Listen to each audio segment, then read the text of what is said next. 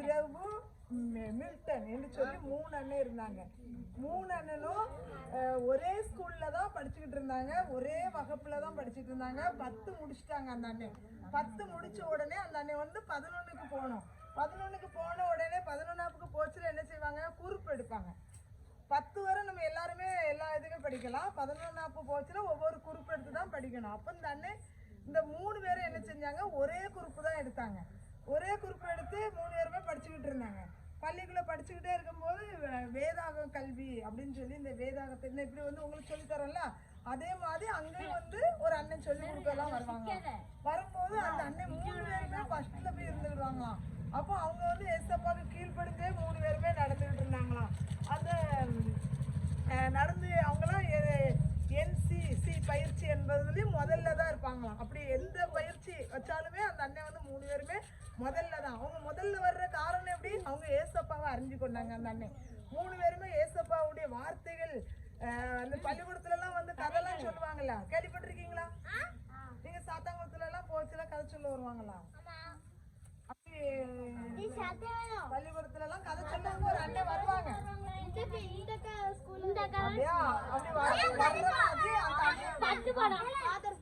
அந்த அண்ணன் அப்படி வர்ற இடத்துல அந்த அண்ணன் முதல்ல போய் இருப்பாங்க. முதல்ல இருந்து போய் வேதத்தை வாசிப்பாங்க. அதுல கொஸ்டின் கேட்டாங்கன்னா அந்த அண்ணன் முதல்ல ஃபர்ஸ்ட் சொல்லிடுவாங்க. எதுனாலும் அந்த அண்ணன் ஃபர்ஸ்டா தான் இருப்பாங்க. அந்த அண்ணன் ஆசிரியர்களுக்கெல்லாம் 3 பேருமே கீழ்படிஞ்சு தான் நடந்தாங்க. சரிங்களா? ஆசிரியர் 3 பேருமே நோக்கி அந்த எல்லாருமே NCC பயிற்சி அப்படின்னு சொல்லுவாங்க. அந்த பயிற்சியில முழுவதும் அவங்க செயல்பட்டு கொண்டு வந்திருந்தாங்க. அப்போ ஆயத்தமாக மாணவர்கள் மிகவும் சந்தோஷப்பட்டாங்க.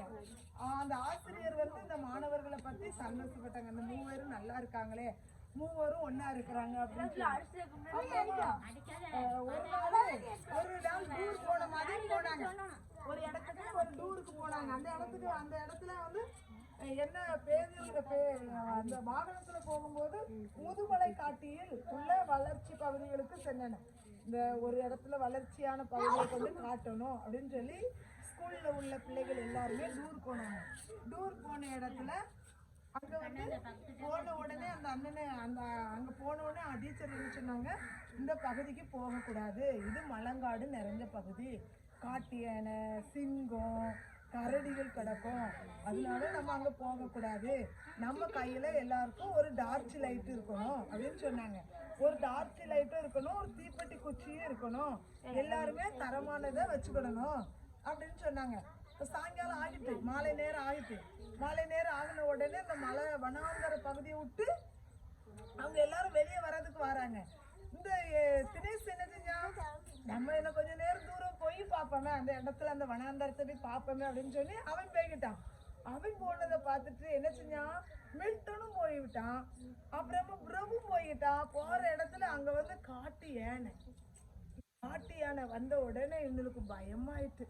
என்ன செய்ய, நம்ம ஆசிரியர்கிட்ட வேற சொல்லாம வந்தாச்சே, நம்ம எல்லாருமே அவங்க போய் வேன்ல ஏறிடுவாங்களே, இப்படி நம்ம சொல்லாம வந்துட்டோமே அப்படின்னு சொல்லிட்டு இந்த அண்ணன் என்ன செஞ்சாங்க, ஒரு அண்ணன் தீக்குச்சியை கொளுத்துறாங்க. அந்த வெளிச்சத்தை காட்டினா ஓடிடுமா. அந்த தீக்குச்சி கொளுத்துனா அந்த தீக்குச்சி எதியமாண்டுக்கு அணைஞ்சு போகுது. ஒரு அண்ணன் டார்ச் லைட் அடிக்கிறாங்க, அந்த டார்ச் லைட்டும் மங்கி போச்சு. அந்தானே பயமாயிட்டு, ஏசப்பா என்ன செய்ய அப்படின்னு சொல்லி ரொம்ப கலங்கி கொண்டு இருந்தாங்களாம். ஒரு நாள் அந்த அண்ணனுக்கு வந்து இந்த ஸ்கூல்ல வந்து இப்படி ஒரு அண்ணன் சொல்லுவாங்க, கதை சொல்லுவாங்கன்னு சொல்லுவேன்ல, அதே மாதிரி அந்த ஸ்கூல்ல வந்து சொன்னாங்களாம், ஒரு அண்ணன் சொன்னாங்களாம், என்ன சொன்னாங்களாம், ஆபத்து காலத்துல என்ன நோக்கி கூப்பிடு, நான் உனக்கு விடுவிப்பேன்னு சொன்னதை நினைச்சிட்டு இந்த அண்ணன் சொன்னாங்களாம், ஏசப்பா ஆபத்துல கூப்பிட்டா ஏசப்பா நம்மளை விடுவிப்பேன்னு சொன்னாங்களே அப்படின்னு சொல்லிட்டு இந்த அண்ணன் என்ன செஞ்சாங்களா, ஏசப்பா சோத்திர ஏசப்பா, எங்களை காப்பாத்துங்க ஏசப்பா, நாங்க தெரியாம வந்துட்டோம், மறுபடியும் நாங்க அந்த இடத்துக்கு போயிடணும், வாகனங்கள் நிற்கிற இடத்துக்கு போயிடணும் அப்படின்னு சொல்லி ஜோம் பண்ணாங்களாம். ஜோம் பண்ண உடனே முழங்கால் போட்டாங்களாம். 3 பேருமே முழங்கால் போட்டோடனே இயேசுவின் சிலுவை காட்சி கண்ணால பார்த்தாங்களாம். அந்த வெளிச்சம் அப்படியே பிரகாசமா இருந்துச்சாம். பிரகாசமா அந்த வெளிச்சம் அந்த சிலுவை காட்டின உடனே காட்டியான என்ன செய்து ஒடியே போயிட்டான். இந்த அண்ணன் சொன்னாங்களாம், நம்ம ஏசப்பா இந்து கூப்பிட போதுதான் ஏசப்பா அந்த அண்ணனுக்கு விடுதலை கொடுத்துட்டாங்களா. அந்த இடத்துல குளிர்ச்சியான இடம் ஆரம்பிச்சுட்டான். குளிர்ச்சி ஆரம்பிச்ச உடனே இந்த அண்ணன் ஏசப்பா நாங்களும் எங்க போயிடணும், எங்க ஸ்கூல் ஸ்டூடெண்ட்ஸோட ஆசிரியரோட நாங்க போயிடணும் வாகனத்துல, எங்களுக்கு பாதை தெரியலையே என்ன செய்ய, நீங்க வழிகாட்டுங்க அப்படின்னு சொல்லி 3 பேரும் ஜோம்னாங்களாம். ஜோம்னுட்டு அந்த இடத்துல இருந்து அப்படியே வந்துகிட்டே இருந்தாங்களாம். ஏசப்பா என்ன செஞ்சாங்க, அவங்க சிலுவை லைட்டை அப்படியே காட்டிக்கிட்டே வந்தாங்களாம். குளிர் ஆரம்பிச்சுட்டான். குளிர் ஆரம்பிச்ச உடனே ஏசப்பா என்ன செஞ்சாங்களாம், இந்த அன்னைமார்களுக்கு வெளிச்சம் காட்டினோன்னு இந்த அண்ணன் வந்துருவாங்களா, அப்படியே வந்துட்டாங்களாம். வந்தோடனே ஆசிரியர்கிட்ட வந்தாங்களாம். ஆசிரியர் சொன்னாங்களாம், எங்கடா போன அப்படின்னு கேட்டாங்களாம். மேடம் இப்படியே நாங்கள் கொஞ்சம் தூர இடத்துல போய் பார்த்துட்டு வரலான்னு போனோம், ஆனால் அங்கே போன இடத்துல அந்த காட்டு யானையை பார்த்துட்டோம். காட்டு யானையை பார்த்த உடனே நாங்கள் பயந்துட்டோம். எங்ககிட்ட இருந்த தீக்குச்சி லைட்டெல்லாம் நாங்கள் அடித்தோம், ஆனாலும் அது எங்களை முட்டதுக்கு தான் ஓடி ஓடி வந்துச்சு. அப்புறமா எங்களுக்கு ஒரு வசனம் தான் எங்களுக்கு ஞாபகம் வந்துச்சு. ஒரு அண்ணன் சொன்ன தந்த வசனம் ஞாபகம் வந்த உடனே, ஆபத்து காலத்தில் என்னை நோக்கி கூப்பிட்டு நான் உனக்கு மறு உத்தரவு அருள் செய்வேன்னு சொன்ன உடனே உன்னை விடுவிப்பேன்னு சொன்னாங்களே, நாங்கள் ஜோம் பண்ணோம். ஜோம் பண்ணோடனே மேடம் அந்த சிலுவை அந்த லைட் அப்படியே எனக்கு காட்டுச்சு. நாங்கள் 3 பேரும் வெளிச்சமாக இருந்துச்சு, பிரகாசமாக இருந்துச்சு. நாங்கள் அந்த வெளிச்சத்துக்குள்ளே காக்கப்பட்டோம். அதை காட்டு ஏன்னா அப்படியே போயிட்டு அப்படின்னு சொன்னாங்களாம். அதை மேடம் சொன்னாங்களா, நீ ஏடா இப்படி கீழ்படியாமல் போறீங்க, ஒருத்தையும் போய் ஒருத்தையும் போகாதன்னு சொன்னேன்ல, எதுக்கு போனா எங்களை கண் தட்டி அப்படின்னு சொல்லி சத்தம் போட்டுட்டு மறுபடியும் அவங்க எல்லாம் ஸ்கூலுக்கு வந்துட்டாங்களாம். அப்போ அந்த இடத்துல அந்த அண்ணனை காப்பாத்தினது யாரு, ஏசப்பா. ஏசப்பா காப்பாத்தலன்னா அன்னைக்கு அந்த அண்ணன் காட்டு மிருகத்துல சிக்கியிருப்பாங்கல்ல, செத்து போயிருப்பாங்கல்ல. அப்போ ஆசிரியர் அவங்க அம்மா அப்பாவுக்கு என்ன சொல்லியிருப்பாங்க, பதில் சொல்லியிருக்க முடியாது. அப்போ இந்த அண்ணன் செத்து போயிருப்பாங்க. இந்த அண்ணனை காப்பாத்தினது யாரு, ஏசப்பா. அப்ப நீங்களும் எந்த இடத்துக்குள்ள போகும்போது உங்களுக்குள்ள பயம் உண்டாயிட்டு அப்படின்னு சொன்னா நீங்க யாரை கூட்டணும், ஏசப்பா தான் கூட்டணும். ஏசப்பா எங்களை பாதுகாத்து கொள்ளுங்க, ஏசப்பா நீங்க இறங்கி வாங்க அப்படின்னு சொல்லிட்டேன்னு நினைச்சுக்கோங்க, உங்க பக்கத்திலே வந்துருவாங்க. ஏசப்பா உனக்கு எல்லா விடுதலையும் செய்வாங்க. சரியா, ஏசப்பாவை தான் நீ கூப்பிடுங்க. சரியா, சரி. அந்த காட்டுக்குள்ள எத்தனை பேர் போனாங்க? 3 பேர். பேர் சொல்லுங்க. பிரபு, தினேஷ், எந்த ஊருக்கு போனாங்க?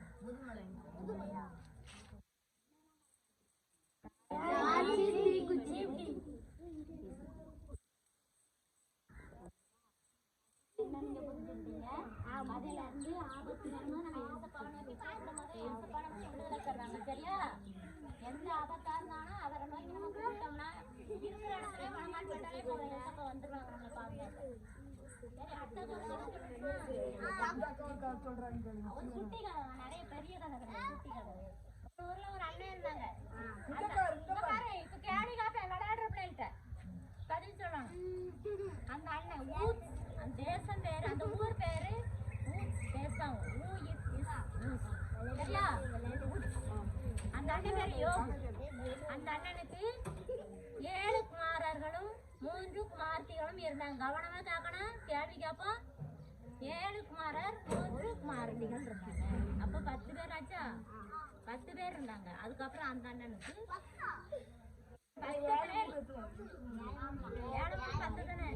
10 பிள்ளைகள். அப்புறமா அங்க பாருங்க 500 ஒட்டகம், கழுதைகள் 500, 7000 ஆடு. அப்ப இவ்வளவு செல்வாக்கு இருந்தா அவன் யாரு, பெரிய பணக்காரன் தானே. அந்த அண்ணன் அந்த ஊர்ல பணக்காரனா இருந்தாங்க. பணக்காரன் இருந்ததுக்கு அப்புறம் இவ்வளவு செல்வாக்கா இருந்தா அவங்களுக்கு நிறைய வேலைக்காரங்க இருப்பாங்கல்ல, நிறைய வேலைக்காரர்கள் இருந்தாங்க. வேலைக்காரங்க இருந்தாங்க. ஒரு நாள் என்ன பண்ணாங்க, மூத்த மகன் வீட்டுல போய் விருந்து வச்சாங்களாம். எல்லாரும் சேர்ந்து அண்ணன் தம்பி அக்கா தங்கச்சி எல்லாரும் போய் விருந்து வச்சாங்களாம். விருந்து வைக்கும் போது அப்ப ஏசப்பா கிட்ட இங்கவா 2 பேர் வருவாங்க. சாத்தானும் வருவான், ஏசப்பாவும் நிற்பாங்க. கதைகளுங்க, ஏசப்பாவும் வருவான், சாத்தானும் நிற்பாங்க. ஆண்டவரே, நீங்க இந்த யோபனுடைய குடும்பத்தை நீங்க சும்மாவா நீங்க வச்சிருக்கிறீங்க, அவங்களுக்கு நிறைய அந்தஸ்து கொடுத்துறீங்க, நிறைய ஆஸ்தி கொடுத்துருக்குறீங்க. ஆனா அவங்க தேவன், இந்த மனுஷன் ஆண்டவருக்கு பயந்து நடப்பான், துன்மார்க்கருக்கு விலகிடுவான். தீமை இருந்தாலே போதும், அதை விட்டு விலகி போயிடுவான். சரியா, நல்லவங்க கூட தான் சேரும், கெட்டவங்க கூட சேர மாட்டான். அப்படிப்பட்ட அன்னை, அந்த அன்னை ஏசப்பாவுக்கு பயந்து நடந்தாங்க. அதனால அவ்வளவு பெரிய பணக்காரனா இருந்தாங்க. அப்ப சாத்தான் சொன்னானா, சும்மாவா நீர் அவனை ஆசீர்வதிச்சிருக்கிறாரு, அவர் உம்முடைய பிள்ளை, அதனால நீர் ஆசீர்வதிச்சிருக்கிறாரு. அவனுக்கு அவனை சுத்திலும் வேலி அடைச்சிருக்கு. அந்த வேலையை நாங்க நீர் எடுத்துட்டாங்கன்னா ஈஸியா அந்த அன்னை உங்களை மறுதளிச்சிருவாங்கன்னு சொல்லிடுறாங்க. அப்ப வந்து ஏசப்பா சொல்றாங்க, நீ வந்து அவன் மேல மட்டும் நீ கைய போடக்கூடாது, உன் ஜீவனை மட்டும் நீ எடுக்கக்கூடாது, மீதி என்ன வேணாலும் செய்துக்க யோபு அப்படின்னு. ஒரு நாள் மூத்தான வீட்டுல விருந்து வச்சிருந்தாங்க. விருந்து வைக்கும் போது எல்லா மக்களும் அதை கூடி விருந்து சாப்பிட்டுட்டு இருக்கும் போது ஒரு அண்ணன் வந்து சொன்னாங்களாம், நாங்க வந்து பக்கத்துல கழுதையை மேய்ச்சிட்டு இருந்தோம், அந்த இடத்துல மேய்ச்சிட்டு இருக்கும் போது உழவடிச்சிட்டு இருந்தோம், ஏர் மாடுகளும் உண்டு சரியா, 1000 ஏர் மாடுகள், ஏர் விடுவாங்கல்ல அந்த மாதிரி காளை மாடுகள் சரியா 1000. அப்ப வந்து இந்த அண்ணன் வந்து உழுதுட்டு இருக்கும், ஏர் உழுதுட்டு இருக்கும் போது பக்கத்துல உழவு விழுவாங்கல்ல, நிலத்தை உழுவாங்கல்ல, அப்படி உழுதுட்டு இருக்கும்போது ஒரு அண்ணன் வந்து என்ன சொன்னாங்க, நாங்க இப்படி உழுதுட்டு இருந்தோம், அப்ப வந்து உங்க கழுதையெல்லாம் வேற ஒரு ஆட்கள் கத்திட்டு போறாங்க, சபையர் அந்தந்த தேசத்து ஆட்கள் கத்திட்டு போறாங்க அப்படின்னு சொன்னா இவங்களுக்கு ஒண்ணும் ஓடாதான்.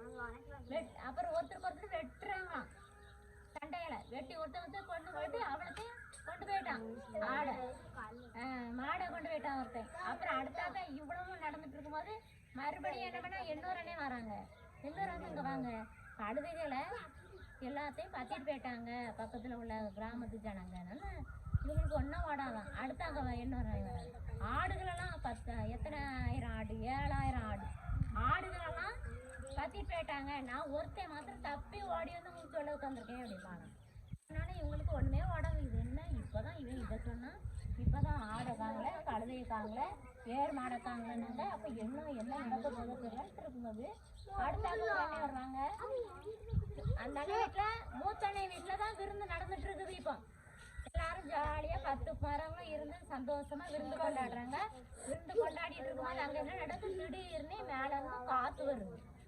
காத்து 4 முக்களையும் அடிச்ச உடனே காத்து வந்த உடனே மேல இருக்க ஓடெல்லாம் கீழே விழுந்து அதுல இருக்க பிள்ளைகள் கூட தெரியும். அப்ப எப்படி இருக்கும் நம்மளுக்கு? இதை வந்து யோபானிட்ட வந்து சொல்றாங்க, நாங்க இந்த இடத்துல நாங்க விருந்து பண்ணி சாப்பிட்டுட்டு இருந்தோம், அப்ப வந்து இந்த உன்னுடைய குமாரர்கள் எல்லாரும் இறந்து போனாங்க, நான் மாத்திரம் ஒருத்தன் மாத்திரம் மீதியா இருந்து உங்களுக்கு சொல்ல வந்தேன். அப்ப எப்படி இருக்கும்? நம்ம வீட்டுல இருக்க எல்லா ஆசையும் போயிட்டுன்னு இங்க நமக்கு எவ்வளவு கவலையா இருக்கும். ஒரு மாடு செத்துனாலே எவ்வளவு கவலைப்படுவோம். நம்ம மாடு செத்தமா, ஐயோ இத்தனை ஆயிரத்து காணுமே, இவ்வளவு ரூபாய் காணுமே, இத்தனை லட்சத்துக்கு விற்கலாமே, எவ்வளவு பெரிய வருத்தமா இருக்கும். அந்த யோபானே என்ன பண்ணாங்க, கர்த்தர் தந்தார், கர்த்தர் எடுத்தார், கர்த்தருடைய நாமத்துக்கு ஸ்தோத்திரம் மட்டும் தான் சொன்னாங்களாம். அப்ப எவ்வளவு பெரிய ஆசீர்வாதம் பாருங்க. அந்த அன்னைக்கு கவலைப்படாம ஏசப்பா எல்லாம் தந்தாங்க, எல்லாம் எடுத்துக்கிட்டாங்க, அவருக்கும் ஸ்தோத்திரம் சொன்னாங்களே. எல்லாமே நம்மளை விட்டு போனாலும் ஏசப்பாவுக்கு நன்றி சொல்லணும் சரியா. இந்த கதையில இருந்து நம்ம என்ன நினைக்கிறோம், அதுக்கப்புறம் அந்த அண்ணனுக்கு எல்லாமே இழந்த நன்மைகளை மறுபடியும் ரெட்டிப்பா கொடுத்தாங்க.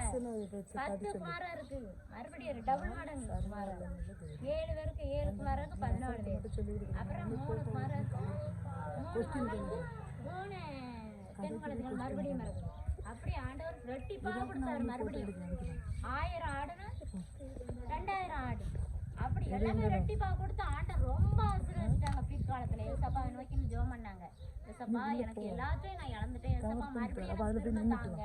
அவங்க நண்பர்கள்லாம் இவங்களை தேடி பண்ணி, யோபு இவ்வளவு செல்வாக்கா இருந்தான், இப்ப எல்லாத்தையும் இழந்துட்டு இருக்கான் அப்படின்னு எல்லாரும் ஆறுதல் சொல்ல வந்தாங்க. ஆறுதல் சொல்ல வரும்போது ஒவ்வொருத்தரும் பொண்ணு வெள்ளி எல்லாத்தையும் கொடுப்பாங்களாம். அந்த சகோதரன் யோபண்ணனுக்கு பார்த்து இது நிலைமையில இப்படி ஆயிடுச்சு, இதெல்லாம் நிலைமையில இப்படி ஆயிடுச்சுன்னு எல்லாரும் கவலைப்பட்டு சொல்லிட்டு போனாங்க. ஆனா ஒரு நாள்ல ஏசப்பா பார்த்து ஜெபம் பண்ணும்போது இழந்த நன்மை மறுபடியும் ஆண்டவர் ரெட்டிப்பா கொடுத்தாராம் யோபண்ணனுக்கு சரியா.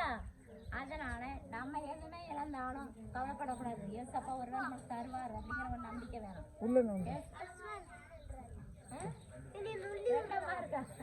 அம்மா ஒண்ணுதான், அப்பாவும் ஒண்ணுதான், சரியா.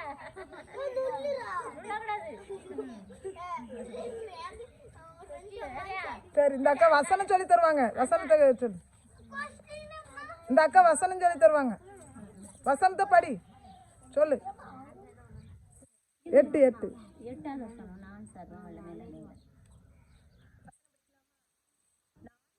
நான் சர்வ வல்லமை உள்ள தேவன், நீ பலுகி பெருகுவாயாக. நான் சர்வ வல்லமை உள்ள தேவன், நீ பலுகி பெருகுவாயாக. ஆதியாகமம் 35ஆம் அதிகாரம் 11ஆம் வசனம்.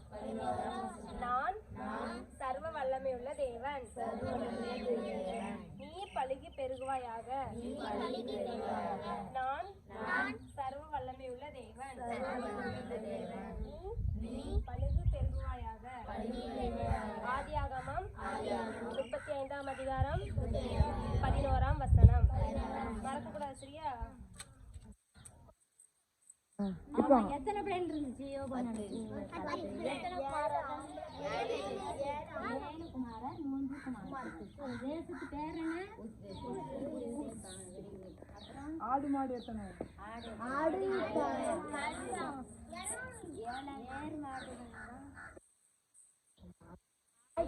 கழுத 3000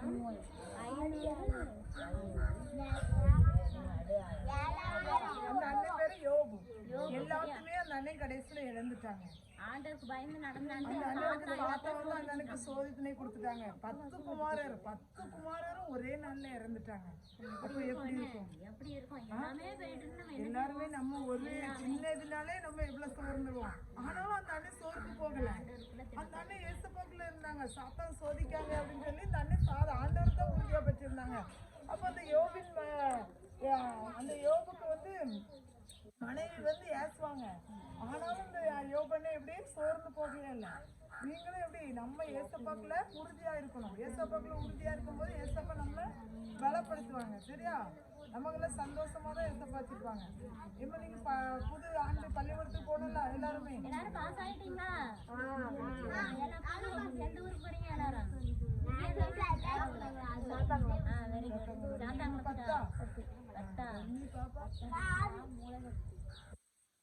வரம் போடுமா? 9க்கு பிடிச்சிருக்கியா?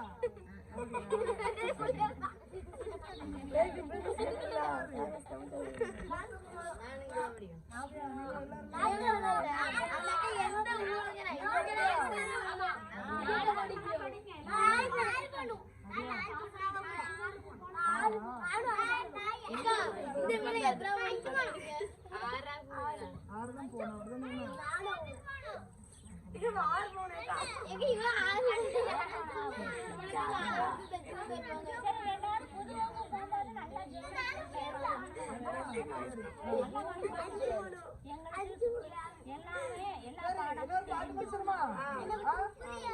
புது பாட்டு படிச்சிருமா?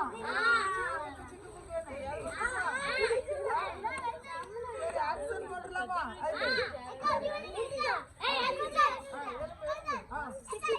எழுதிடலாம். நாளைக்கு அந்த சுமதி அக்கா அடுத்த வாரம் வந்துருவாங்க. சுமதி அக்கா வந்து எங்க பேரு? சுமதி அக்கா ஒரு அக்கா குண்டா வந்தாங்க. அந்த அக்கா இப்ப அந்த அக்கா வந்து மைசூர் போனாங்க. ஆமா, அவங்க வீட்டுக்காரர் இருக்கிற இடத்துல மிலிட்டரி அந்த அண்ணன் வந்து அந்த அண்ணன் அந்த இடத்துக்கு போயிருக்காங்க. லீவுனோடனே போயிருக்காங்க. இப்ப அடுத்த வாரம் அந்த அக்கா வந்துருவாங்க. தீபாக்காவும் அப்படியே சரியா?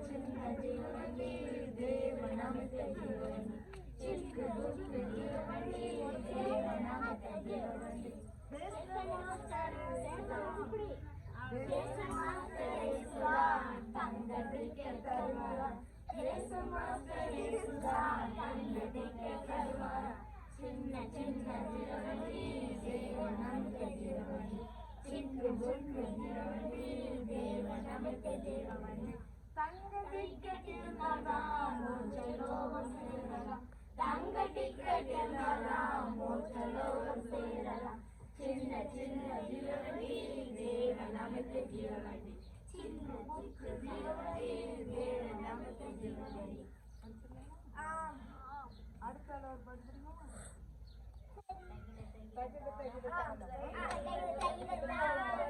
போட்டு பாரு நீயும்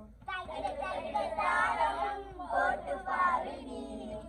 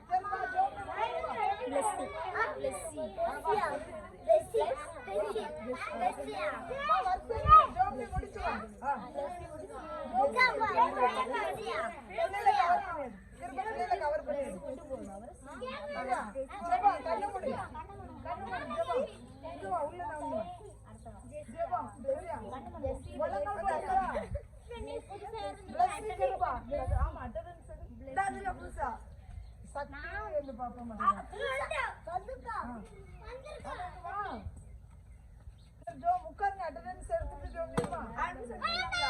அப்படியா இப்போ நீ நோட்ல இருந்து பாப்பாவிட்டு எடுத்துடலாமா உட்காரு ஜோம்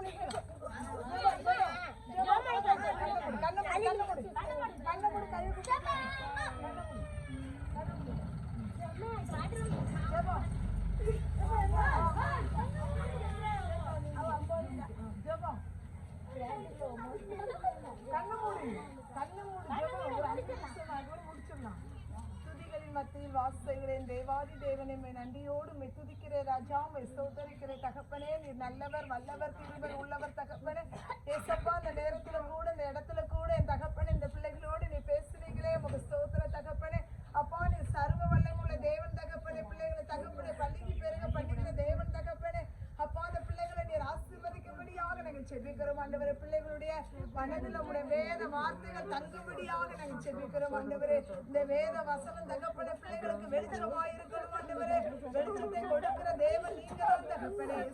நன்றியோடு தகப்பனே பிள்ளைகளுடைய பெற்றோர்களை உங்க கரத்துல ஒப்பு கொடுக்கிறோம் ஆண்டவரே. பெற்றோர்கள் தகப்பனே ஏசப்பா செய்கிற தொழிலை ஆசீர்வதிங்க. பிள்ளைகள் பெற்றோருக்கு கீழ்ப்படிந்த பிள்ளைகளாய் நடக்கணும் அப்பா. அந்த பட்டணத்துல தகப்பனே பெரியோர்கள் செய்கிற வேலைகளை ஆசீர்வதிங்க தகப்பனே. அப்பா அந்த பெற்றோர்கள் செய்கிற தொழிலை ஆசீர்வதிங்க. பிள்ளைகளுடைய தொழில மேன்மையாக வைக்கும்படியாக வருமானத்தை ஆசீர்வதிக்கும்படியாக வீட்டு தொழில்களை எடுக்கும்படியாக இயேசுவே நாங்கள் துதிக்கிற தகப்பனே. அப்பாவை நன்றியோடு துதிக்கிறோம் ஆண்டவரே. பிள்ளைகளுடைய இருதயத்தை பேசணும் ஆண்டவரே. அவர்களுடைய பெற்றோர்களை ஒன்று கரத்துல ஒப்புக்கொடுக்கிறோம். பிள்ளைகளை ஆசீர்வதிக்க தகப்பனே சூழ்ந்து கொள்ளும்படியாக செபிக்கிறோம். உங்க அன்புக்கரம் பிள்ளைகளோடு இருக்கட்டும் தகப்பனே. அப்பா உடைய கிருபை அந்த பிள்ளைகளை காத்து வழிநடத்தும்படியாக நாங்கள் செபிக்கிறோம் ராஜா.